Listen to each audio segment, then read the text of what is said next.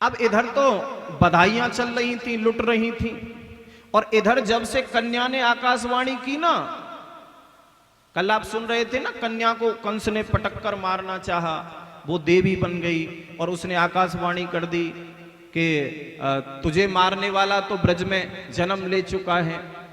तो जब से आकाशवाणी उस कन्या ने की तो कंस की चिंता बढ़ती जा रही थी कि कैसे पता लगाऊं ये देवकी का बालक कहां है, पता कैसे चले, क्योंकि ब्रजमंडल तो बहुत बड़ा है, 84 कोस का है।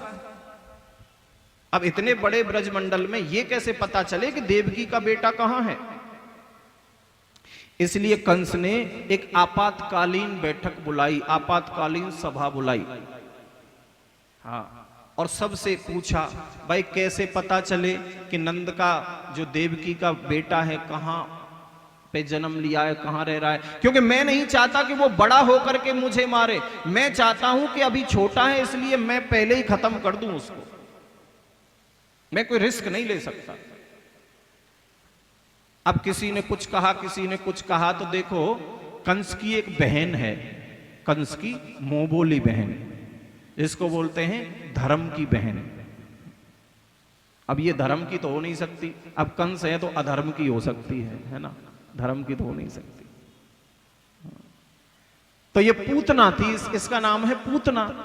अब पूतना बोली, भैया तुम बिल्कुल चिंता मत करो, तुम्हारो ये काम मैं चुटकीन में कर दूंगी। कैसे करोगी? बोले ऐसा करूंगी, मैं ब्रजमंडल में जाऊंगी अपना भेष बदल के और अपने स्तनों से जहर लगा करके जाऊंगी, और जिन जिन बच्चों ने अभी अभी जन्म लिया है उन बच्चों को मैं अपना स्तनपान कराऊंगी, वो दूध समझ करके मेरा जहर पी लेंगे और खत्म हो जाएंगे। उन्हीं में से एक देवकी का बेटा होगा, वो भी खत्म हो जाएगा। कंस ने कहा, वो तो ठीक है पूतना, पर तुम्हारे इस भयानक रूप को देख के तुम्हें बच्चा कोई क्यों दे देगा हाथ में? है? इतना विशाल तुम्हारा शरीर, काला काला डरावना चेहरा, इतने लंबे लंबे दांत तुम्हारे, कोई बालक को तुम्हारी गोद में देगा क्यों? पूतना बोली, भैया बिल्कुल चिंता मत करो, भेष बदलनो जानू मैं जो चाहे भेष बदल सकती हूं। हाँ, पूतना ने भरोसा दिला दिया कंस को, और आज पूतना अपने स्तनों में जहर लगा करके और अप्सरा का भेष बनाकर, बहुत सुंदर भेष बनाकर, और ब्रजमंडल में प्रवेश कर गई। ब्रज में प्रवेश किया पूतना ने, और ढूंढ रही है, ऊपर से उड़ती हुई उड़ रही है पूतना, और घर घर में झांक करके देख रही है कि कोई बालक आंगन में लेटा है कि नहीं। जिस आंगन में बालक लेटा होता है चुपचाप वहीं उतर जाती है और बालक का हरण करती है, एकांत में ले जाती है और अपना स्तनपान करा देती है, और बालक एक घूंट पीते ही तुरंत खत्म हो जाता है। जाने कितने बच्चों को इस पूतना ने मार डाला अपने जहर के द्वारा। हाँ जी, अंत में इसे पता चला कि नंद के यहां भी एक बालक हुआ है, और उस बालक की आज छठी पूजी जा रही है, भगवान की आज छठी पूजी जा रही थी। हाँ, वहीं पहुंच गई पूतना और सीधी घुसी चली गई, कहां? जहां मैया यशोदा लाला को पलना झुला रही थी।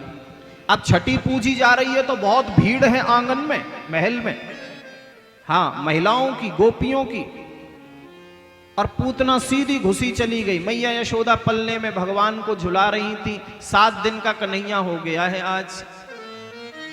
अब छठी तो 6 दिन के लाला की पूजी जाए, लेकिन ये तो 7 दिन के है गए, क्योंकि पूतना मारी जब 7 दिन के थे कन्हैया। अब 7 दिन के बालक की छठी थोड़ी ना पूजे, 6 दिन के की पूजे। वो इसलिए पूज रही है कि भगवान तो हुए थे रात्रि में 12 बजे, लेकिन जब ये गोकुल में आए थे तो सुबह हो गई थी, ब्रजवासियों को पता ही नहीं था, तो उसी दिन से इनका समय शुरू हुआ था, तो 6 दिन के समझ रहे हैं इनको, तो छठी पूजी जा रही है। पूतना जैसे ही पहुंची मैया यशोदा के पास, यशोदा ने पूतना को देखा। पूतना को देखते ही यशोदा मैया बोली, बहन आप कौन हो, कहां से आई हो? पूतना बोली कि मैया आप मुझे नहीं जानती, लेकिन मैं आपको अच्छे से जानती हूं। मैंने सोची कि मेरे जो पति हैं वो तो लाला को बधाई पहले ही दे गए, मोकू साथ में नहीं लाए। मेरो खूब झगड़ो भयो उनसे, पर मोकू साथ में लेके नहीं आए, इसलिए मैं चुपचाप आई हूं आपके लाला को बधाई देवे। अब यशोदा मैया है बहुत भोली भाली। यशोदा मैया बोली, बहन ये मेरो ही लाला नहीं है, आप सभी को लाला है, खूब बधाई दो, खूब खिलाओ, और सुनो खूब लाला को आशीर्वाद भी दे के जाइयो कि मेरे लाला की उम्र बहुत लंबी होवे। यशोदा ने कहा कि कुछ अतिथि आए भये हैं, मेहमान आए हुए हैं, मैं तब तक उनकी सेवा कर लूं, तुम तब तक लाला को खिलाओ। और देखो पूतना को अकेला छोड़ के चली गई यशोदा मैया भगवान के पास, इतनी भोली है। अब पूतना ने सोचा कि ऐसा मौका कहां मिलने वाला है, अकेला छोटा सा लाला है 7 दिन का। और पूतना ने लाला को पलना में देखा झांक के, आंखें टिमटिमा रहे थे भगवान। और जैसे ही पूतना को देखा तो पूतना को देखते ही भगवान ने अपने नेत्र बंद कर लिए, अपनी आंखें बंद कर ली। परीक्षित ने सुखदेव भगवान से प्रश्न किया कि गुरुदेव भगवान ने पूतना को देख के नेत्र बंद क्यों किए? भगवान सुखदेव कहते हैं कि परीक्षित भगवान ने पूतना को देखकर इसलिए नेत्र बंद किए कि भगवान के दोनों नेत्रों में सूर्य और चंद्रमा का वास है। एक नेत्र में सूर्य रहते हैं, दूसरे नेत्र में चंद्रमा रहते हैं। उस समय जब पूतना जहर लगा करके आई थी तो सूर्य और चंद्रमा ने आपस में बातें की और कहा कि हमारे प्रभु श्री कृष्ण यहां माखन मिश्री खाने आए हैं, दूध दही पीने आए हैं। अभी इन्होंने माखन मिश्री चखा नहीं, दूध दही पिया नहीं, और इस राक्षसी को देखो अभी से जहर पिलाने आ गई है, इसलिए हम इसको देखना नहीं चाहते, हम इसकी सूरत नहीं देखना चाहते, इसलिए नेत्र बंद कर लिए। लेकिन कोई कोई संत बताते हैं कि भगवान ने शायद इसलिए नेत्र बंद किए थे कि उस समय उन्होंने भगवान शंकर को याद किया था और भगवान ने कहा था कि भोले बाबा ये जहर वहर पीने का काम मेरा नहीं है, ये जहर वहर पीने का काम आपका है, इसलिए आप यहां आए, जहर जहर आप पीते जाना और दूध दूध मैं पीता जाऊंगा। और कोई कोई संत तो ये भी कहते हैं कि भगवान ने शायद इसलिए नेत्र बंद किए होंगे कि जिन बच्चों को ये पूतना मार के आई है ना अभी अभी, शायद भगवान ने उन बच्चों को याद किया होगा और कहा होगा कि तुम बिल्कुल परवाह मत करना, तुम्हारी मृत्यु का बदला मैं इससे जरूर लूंगा। और आज भगवान ने जब नेत्र बंद कर लिए, पूतना ने पलना में से भगवान को उठाया और उठा करके एकांत में ले गई और एकांत में ले जा करके भगवान का मुखारविंद अपने स्तनों से लगा दिया और भगवान पीने लगे। कहते हैं कि भगवान जब स्तनपान करने लगे तो 1 मिनट हुआ, 2 मिनट हुए, 3 मिनट हुए, 4 मिनट हुए, 5 मिनट हुए, पीते ही जा रहे हैं, भगवान पे कोई असर नहीं है। पूतना ने सोचा ये कैसा बालक है, इसको तो कई बार मर जाना चाहिए था, लेकिन अभी तो ये चुकुर चुकुर चुकुर चुकुर पीता ही जा रहा है, पीता ही जा रहा है, ये कैसा विचित्र बालक है।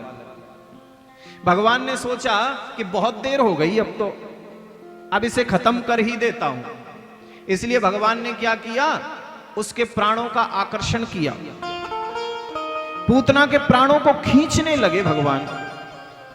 और लिखा है कि जितना कष्ट जीव को जब प्राण निकलते हैं ना, सबसे ज्यादा कष्ट उसी समय होता है सबको, जब प्राण निकलते हैं।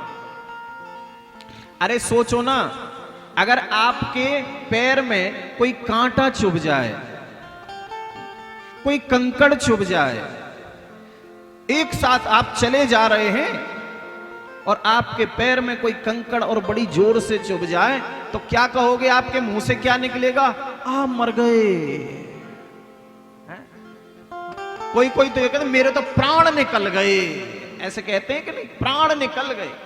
केवल कंकड़ चुभा तब इतना कष्ट हुआ, और जिस समय सच्चे के प्राण निकलते होंगे तब कितना कष्ट होता होगा। जब सच के प्राण निकलते होंगे उस समय क्या बीतती होगी जीभ पर, जब प्राणों को खींचने आते हैं। तो पूतना के प्राणों को खींचने लगे भगवान। जब प्राण खींचने लगे पूतना के तो वो तड़फने लगी। हां, घबराहट होने लगी उसके, घबराहट, दम निकलने लगा। तो वो चीखी, चिल्लाई। हां, और क्या कहने लगी चिल्लाकर? पूतना, पूतना, लाला छोड़, लाला छोड़, लाला छोड़, ऐसे कहा। तो भगवान है 7 दिन के, 7 दिन के कन्हैया अपने मुंह से बोल पड़े और कहने लगे मौसी जी। मामा की बहन क्या लगेगी? मौसी तो लगेगी ना। बोले मौसी जी हम पे तो पकड़वो ही आवे, छोड़वो तो आवे ही ना है। हम तो सिर्फ पकड़ना जानते हैं, छोड़ना जानते ही नहीं। भगवान का नियम है ये, भगवान किसी को छोड़ते नहीं है। बस फर्क इतना है कि जल्दी से पकड़ते भी नहीं है। अगर एक बार पकड़ लिया फिर छोड़ नहीं सकते, बस पकड़ने में ही देरी करते हैं थोड़ी सी। ये परीक्षाएं बहुत लेते हैं। हाँ, पहले ठोक पीट करके चेक कर लेते हैं पूरी तरह, ये कच्चा है कि पक्का। कच्चे लोगों को भगवान नहीं पकड़ते। जब एकदम पक्का इरादा हमारा है, पक्का मन वचन कर्म, तो फिर भगवान पकड़ लेते हैं और फिर कभी छोड़ते नहीं है उसको। कच्चे इरादे वालों को नहीं पकड़ते, पक्का होना चाहिए। तो 7 दिन का कन्हैया मुंह से बोल पड़ा कि हम पे तो पकड़वो ही आवे मौसी, छोड़वो आवे ही ना है। और इतना सुना। 7 दिन का कोई बालक ऐसे बोलता है भला बताओ? 7 दिन का बालक कैसे बोल सकता है इतना? और पूतना ने जब देखा कि 7 दिन का ये बच्चा और बोल पड़ा, तो मालूम है पूतना को उसी समय मौत आ गई। खत्म कहानी। पूतना की खत्म कहानी। और धड़ाम से जमीन पर गिरी पूतना। और कहते हैं कि ये राक्षसी लोग चाहे कितना भी अपना स्वरूप चेंज कर लें, लेकिन जब ये अपने स्वरूप में आते हैं ना, जब मरते हैं तो ये अपने स्वरूप में आ जाते हैं। पूतना भी अपने स्वरूप में आ गई, धड़ाम से जमीन पर गिरी। कहते हैं पूतना की लंबाई चौड़ाई बहुत बड़ी है। पूतना की लंबाई बताई 18 किलोमीटर की।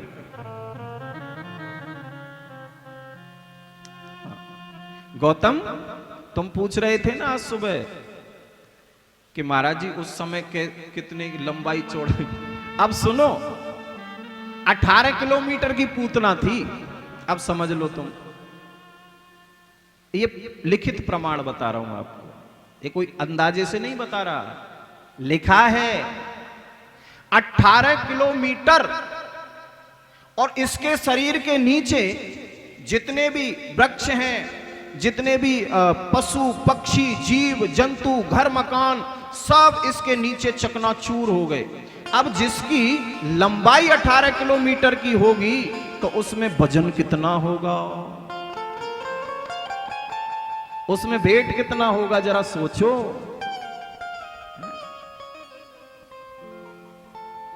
तुमने देखे होंगे जो पतले पतले होते हैं ना शरीर में, लंबे लंबे, पतले पतले लंबे लंबे, और एक होते हैं जरा अपनी लंबाई जिनकी कम होती है वो मोटे ताजे हैं। तो ऐसा अक्सर होता है कि जो लंबे होते हैं ना पतले पतले, उनमें वेट ज्यादा मिलेगा तुम्हें। हाँ, क्योंकि लंबाई के हिसाब से है, और जो गिट्टे होते हैं उनमें शायद कम हो। और ये पूतना तो भैया बहुत, क्योंकि लिखा है कि पूतना के लिए लिखा है कि इसका जो खान पान है, खाती क्या है पूतना? बच्चों को मार मार के खाती है।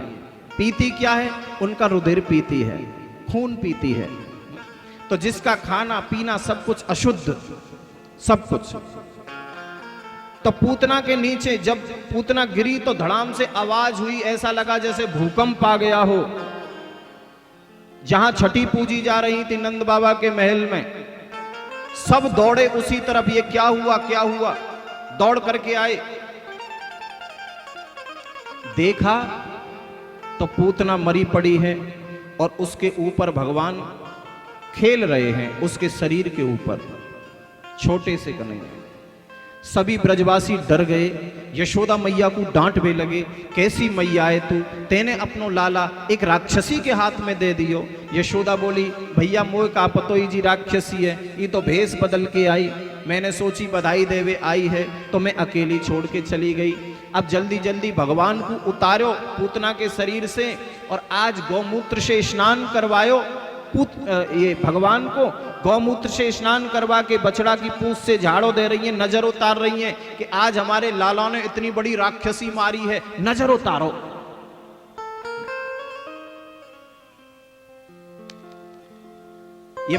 ये माताओं का भाव होता है। अब भगवान को अब नजर भी उतार रही हैं और बार बार भगवान से प्रार्थना कर रही हैं कि हे भगवान हमारे लाला की रक्षा करना, हे भगवान हमारे इस लाला की रक्षा करना। भगवान का ही नाम ले रही हैं और भगवान की ही लिए मांग रही हैं। और भगवान गोदी में बैठे बैठे अपने मन में सोच रहे हैं, देखो मेरो ही नाम ले रही हैं और मेरे लिए ही रक्षा के लिए ये मुझसे ही मांग रही हैं। बोलो जय श्री कृष्ण।